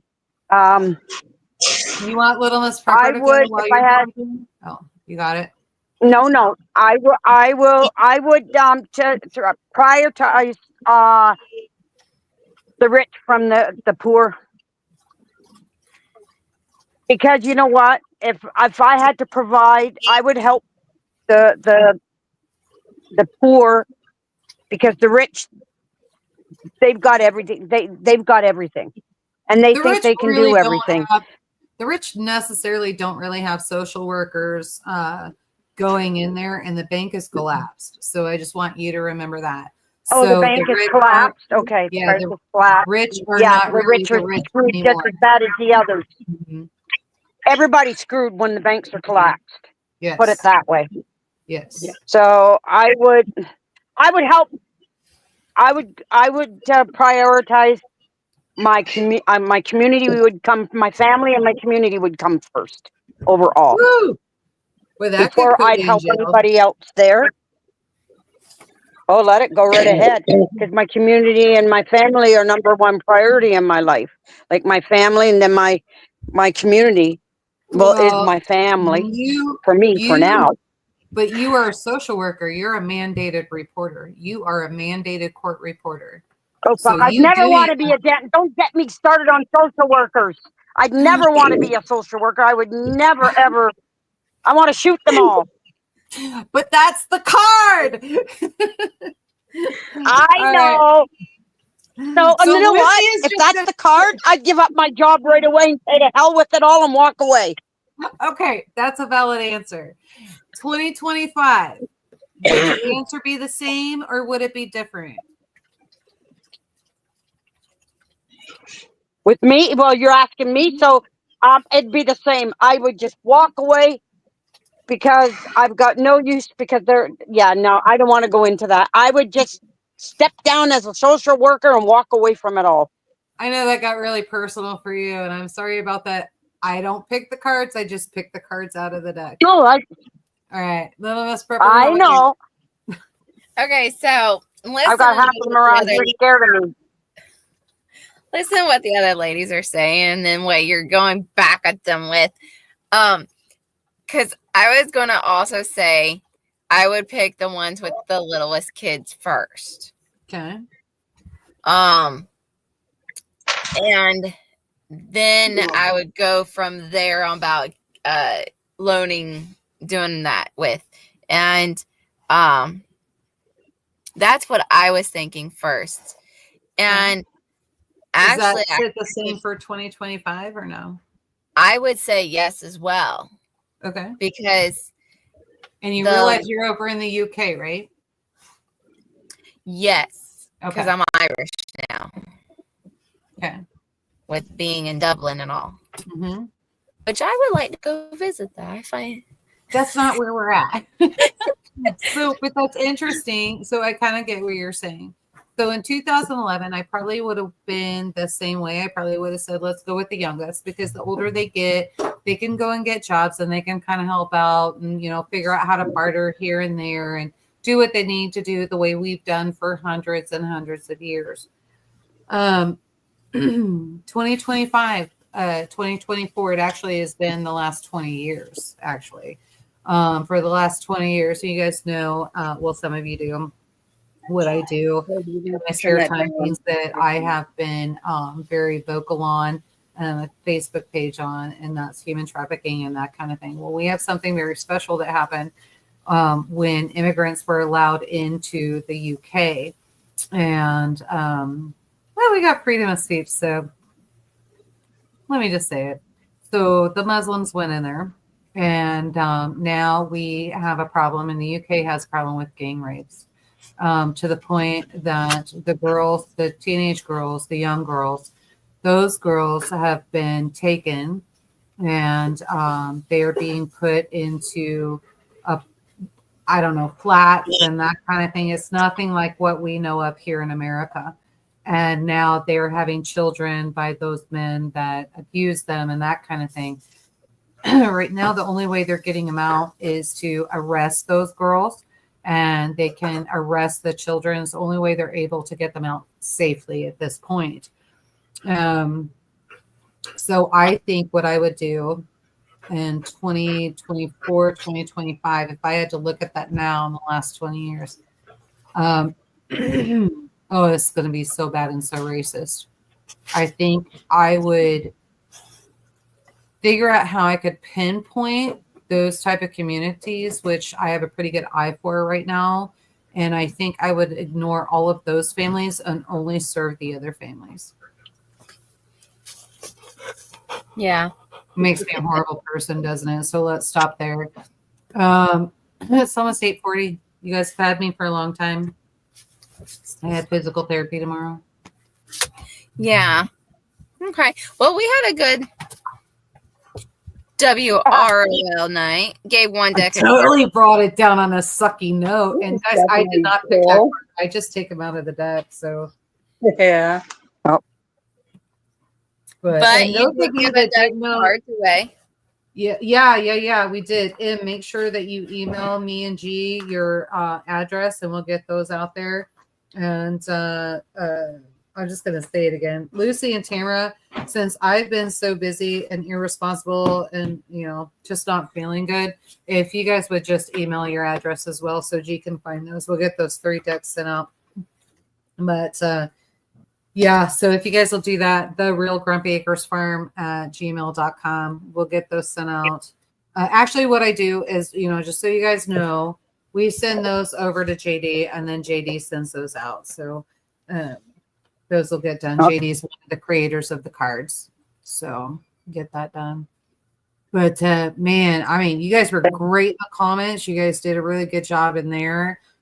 Sorry that you guys did not catch on, and I'm wondering if people didn't come in too late. So maybe like when we're talking about things that affect our lives and we're trying to give cards away and doing all that, maybe we save that for the middle when people start coming in, and especially if those are what some of the words are put around. Because the one thing you guys were looking for tonight was preparedness. I had not been as prepared as I was with pre-made meals and that kind of thing. G and I had been screwed with everything that's going on right now. So,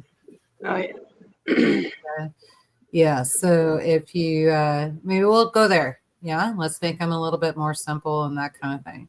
Because really, the idea is we want to get these cards in your hands so that you're playing them with your family members. Your family members see how important they are, and you go and pick up a deck and support Dave and JD. Really super important.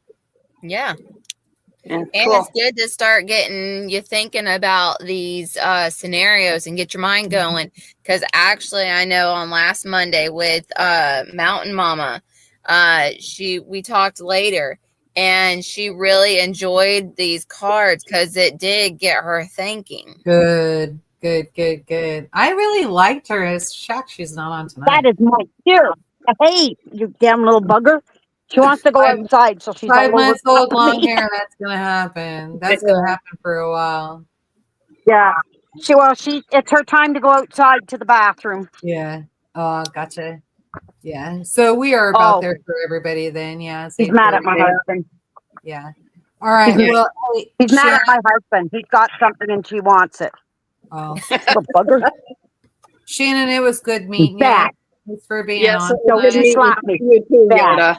Please do not feel like I was giving you a hard time. I just love playing devil's advocate in this game and asking. No, but it's like one of the nights we'll have to do a Bible thing because it's like I have so many questions for y'all. Okay. Dang, I don't know. I'd love to see what you guys would answer. I'm probably on the some of worst these Bible questions. I'm probably the worst Christian in the world. I'm telling you, I am the worst walking example of anything right now. I'm telling you. Oh God, don't get me on religion. Well, don't get me going on religion. I'm good on religion. I just think I'm a sucky example of a Christian. Garen will tell you the same thing. I mean, we just are. Yoda, just go to my channel and check it out because right now I'm in let's see, where am I at? I'm in Psalms right now for my channel. Tomorrow I will be reading let's see, tomorrow is the 21st. Psalms 21 through 30 tomorrow. Oh yeah, I like that. I actually like that. And then at and church one of we've been in Matthew and we're getting ready to go forward.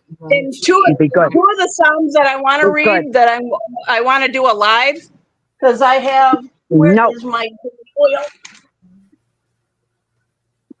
I have holy oil from Jerusalem.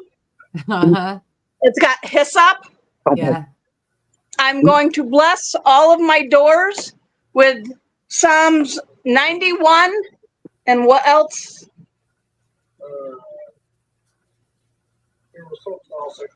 Yeah, there's two Psalms. My husband has the papers that you have to have at each doorway that you bless. Yeah. So, yeah, you need a full copy of Psalms 91 and something. I can go to Psalms 91 right now and tell you guys what it is.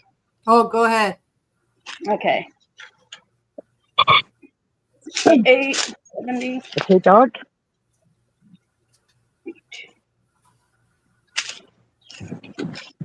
Psalm 91. He that dwelleth in the secret place of the Most High shall abide under the shadow of the Almighty. I will say of the Lord, He is my refuge and my fortress. My God, in Him I will trust. Surely He shall deliver thee from the snare of the fowler and from the noisome pestilence. He shall cover thee with His feathers, and under His wings shalt thou trust. His truth shall be thy shield and thy buckler. Thou shalt not be afraid for the terror by night, nor for the arrow that flieth by day, nor for the pestilence that walketh in the darkness, nor for the destruction that wastes at noonday. 1,000 shall fall at thy side, and 10,000 at thy right hand, but it shall not come nigh thee. Only with thine eyes shalt thou behold, and see the reward of the wicked, because thou hast made the Lord, which is my refuge, even the Most High, thy habitation. There shall be no evil befall thee, neither shall any plague come nigh thy dwelling. For He shall give His angels charge over thee, to keep thee in all thy ways. They shall bear thee up in their hands, lest thou dash thy foot against a stone. Thou shalt tread upon the lion and the adder, the young lion and the dragon shalt thou trample under your feet. Because He hath set His love upon me, therefore will I deliver him. I will set him on high, because he hath known my name. He shall call upon me, and I will answer him. I will be with him in trouble. I will deliver him and honor him. With long life will I satisfy him and show him my salvation. Mm-hmm. And that's the first Psalm. And And let Yeah. me not be, please, I'm not being a smart ass. I'm not doing anything like that, but I want everybody to know 8 years ago, it was well, no, it was not 8 years ago, 4 years ago, when G and I had to make a decision. Tag and B had to make a decision. Tag actually had, but and this is how I know that we actually had stickers that we have on our vehicles. Well, mine got totaled, so I need a new vehicle now, and it says, well, I don't have it, so I can't read it Starve the verbatim. beast. But it was no, Starve the beast. no, you wouldn't have it because you didn't have to make the decision. It was lions, not lambs. And it was, Oh, okay. Tag did not mean it to be religious. However, he did not know that that went back to Psalms. And that was something I always had on my truck. And I truly believe with everything that happened and having that on there, and anybody that saw the pictures of our accident and all of that, you'd have known we'd have rolled had that top cable not have went long ways over the truck. We'd have flipped. We'd have been on the other side of the highway. And it's pretty damn amazing to me what had happened. And I know God's got my back, but when I tell you, if there's any Christian that stands up to you and says that they are the perfect Christian, I want you all to just go, okay, great, and walk away. There's no such thing as perfect Christian. Yeah, that's definitely. I am broken. I am a terrible example of a Christian. I will do everything I can to help you through things, but I am flawed as well. And yeah, and so I that's want why I pray the armor of God prayer before I even start my readings. It's in Ephesians 6, if y'all want to look that up. You should be praying that before you even leave the house, especially now. I do in the mornings before I even go, because I hate the winter season. I go out, start my car, and let it warm up. It's not just that. You got terrorist cells that are everywhere. You've got everything, and I've seen it. I've gone into Topeka and I've gone in there, and with the hat that I wear, I've got a Christian symbol that they know exactly what that is. It's written in Arabic. I get the most evil eyes. Yeah, I think if they could, they would burn me right in the middle of Sam's Club if they had the opportunity to do it. And so, but I know through, being saved by the blood of Christ, and I know that through I know the protection that I have from him through the Father, the Son, and the Holy Spirit, I know that I'm okay. And I don't take that for granted, and I don't put myself in stupid situations either, because sometimes if you want to be a martyr, he's going to let you be a martyr. And that is just not my calling right now. And so, in certain ways, but not always. So anyway, all right. Now y'all almost have me on here till 9 o'clock. I'm like over. But Shane and I totally love to have that conversation with you. I just want to let you know I do not consider myself a model Christian. That with everything that I believe, neither do I, hon. Neither do I. Well, that's why God forgives us regardless of what we sin. I just want to be upfront with you, and I want full disclosure so that nobody comes in thinking that I'm some kind of perfect Christian that's going to lead them to God. I don't know. God could use me in many ways, and he does. I hope he does. But at the same time, I'm not going to pretend to be something that I'm not. And so I just want to make sure that you know who I am, and this is who I am. So, but I would love to sit down over scripture with you. In fact, Garen and the men in our community, they have a men's Bible study that they do every Thursday night. We haven't been able to come up with a girls' Bible study or a night to do that. And it is because some of the women have wanted to do it with mixed couples. Some of them have wanted to do it with single and married women and that kind of thing. I understand that, Yoda, because like when I do my readings for the day, like tomorrow, my husband will sit and listen to my readings sometimes, depending on if he's here or not. Women cannot teach men. Men cannot teach women. They're going through something different. When it comes to women, we can be supportive, but in our own ways. But what we're trying to get out of the Bible is not the same as single women. What single women are trying to get out of, it vice versa, right? And then you have people that are like, And I'm just going to say it the way that I'm going to say it. Then you have the gay women, and the gays want to get on there and they want their scripture because they think they're following scripture and they're doing all of that. And they're really not. I have nothing to offer them because I'm just going to say, what the heck are you doing? Why are you doing this? Right? So I have no encouragement to offer them. And so why do I want to be in a Bible study with this? Why do I want to be in a Bible study with somebody who's had 15 divorces and doesn't think that a marriage is sacred when I'm trying to figure out how, and I'm just throwing this out there, when I'm trying to figure out how to save mine? You understand what I'm saying? So it's difficult to put a women's Bible. I've been married for 26 years, so I understand that. Yeah. So you've been there, done that. And so, so that's kind of where I'm at. You want to put something like that together? I'm there. Count on me. Yeah. I may not be able to make it every night, but I'll make it whenever I can. And so you want to do something like that? I'm there. I'll do it. I'm sure I can learn a lot. And, we've been married 26 years. G and I have been together 34, almost 35, married 32. Dang. I would love that. So, hey, you know what? At 26, I guarantee you guys right now are a lot healthier than we are at 32. We're ready to kill each other. Especially with the decisions that we've had to make, right? See, you hear Lucy, my hubby just said we have our moments. Did you just hear Lucy laughing? She's laughing because she understands what I'm talking about. And so, I mean, after 47, 48 years? Yep. 47 years for Terminator, hon. Yeah. Wow. So I'm totally, girl. Yeah, I'm totally about this. You figure out how to make it happen. Figure out a night we're not committed to anything. I cannot guarantee I can be there every single night, but through Discord is where they do their men's Bible study. It's kept quiet, so nobody else is hearing what's going on. So it's still private. It's just those community people that are in there. And you want to do something like that, I'm on board. Now, if you want to go through scripture and you want to do it on my channel, I'm going to say no. And I'll leave it up to Little Miss Pepper, whatever she wants to do. I'm not sure that I would want to be a part of that. If you want to do it in private, I'd be glad to. There are too many people that have their own opinion, and I've been involved in too many churches that if you don't believe the way they do, you are wrong and you are diminished and you are a bad person. And I don't want that on my channel, and I don't want to put that out there, nor would I want to get that into anybody else's head. And so a little bit of background, I grew up Catholic. And so, so did I.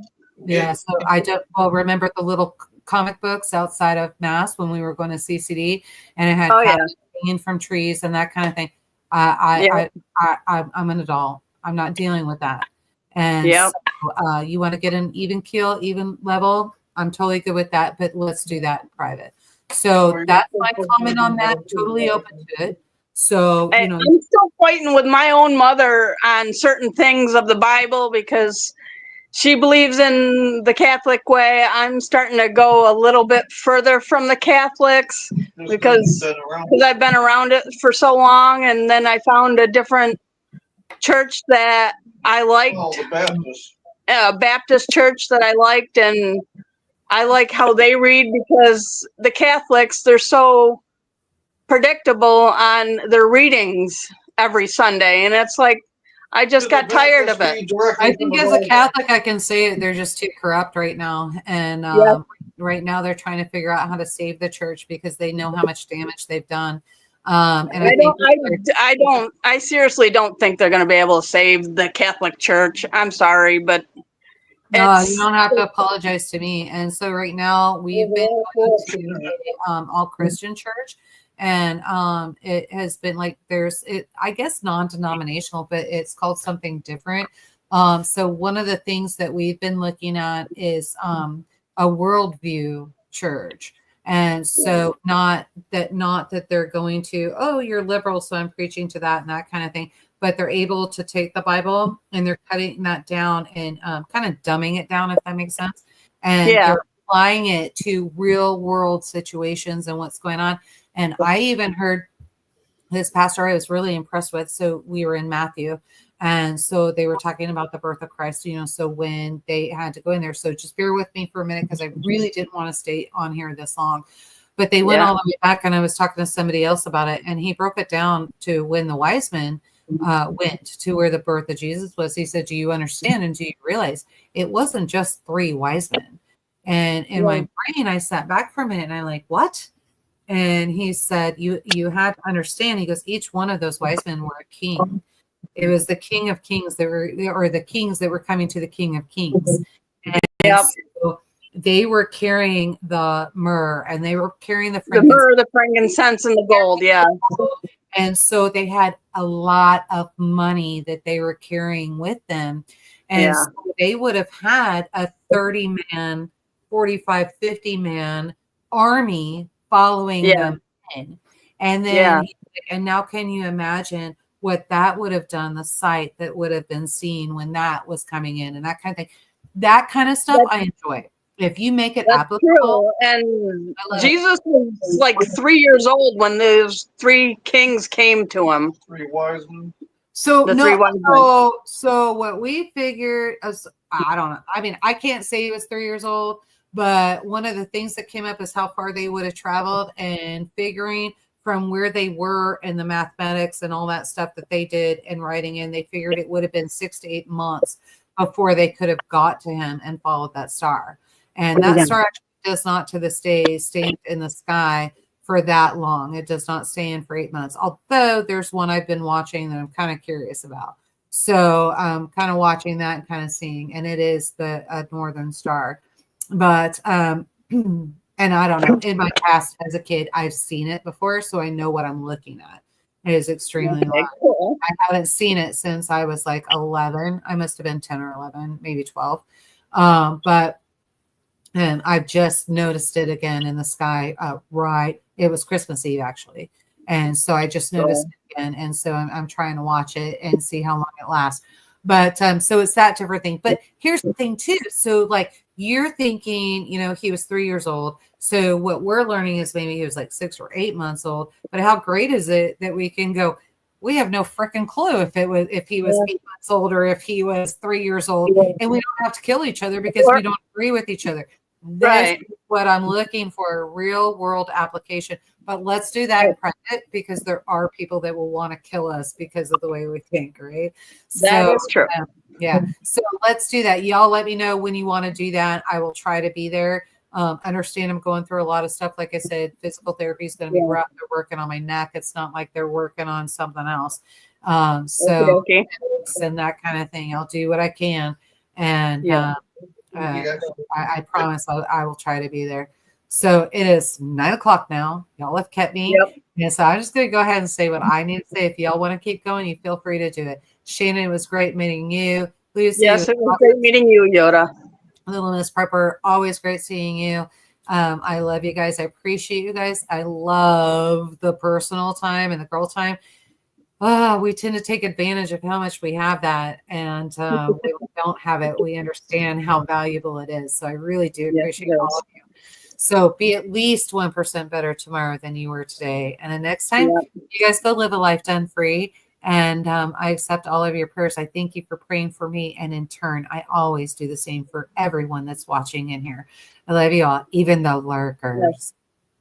Yep. And I love that I got to be on this live tonight. So thank you. And I will see you on the next live. All right. I'm glad you were able to join. And thank you for that little prayer for Yoda and the little extra Bible reading. That was awesome. Yep. Thank you. See you guys later. And nice meeting you, Shannon. Yep. Nice meeting you too. Keep your head on a swivel and go live a life done free. Yes, I will. Thank you. Good night, guys. Bye-bye. Bye. Everybody have a blessed evening and thank y'all for joining in.